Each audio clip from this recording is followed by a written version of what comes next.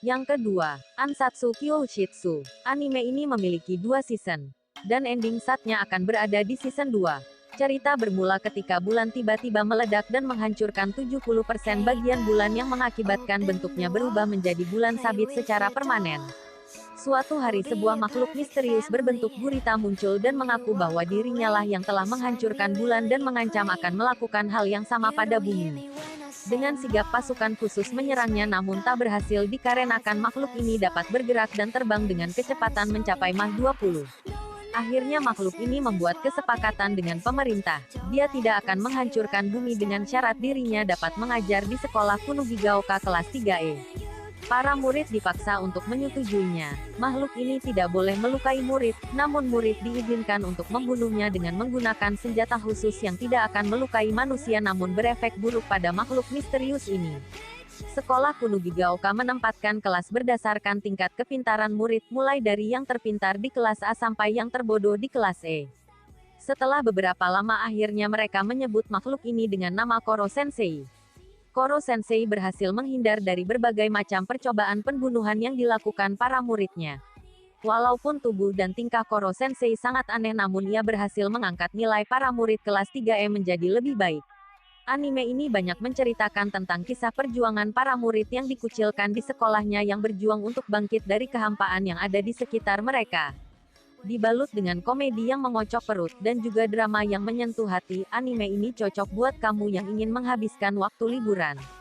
Dan tidak lupa diberi sedikit bumbu romance juga menjadi poin plus di anime yang satu ini.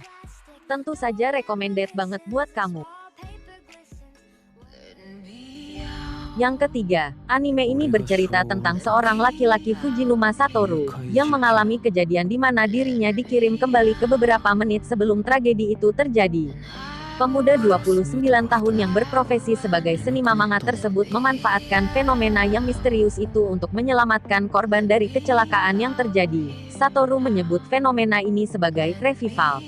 Akan tetapi, dia mendapatkan tuduhan telah membunuh orang terdekatnya. Akhirnya Satoru mengalami revival. Namun kali ini dia dikirim ke masa yang sangat jauh, yaitu 18 tahun yang lalu tepatnya tahun 1988.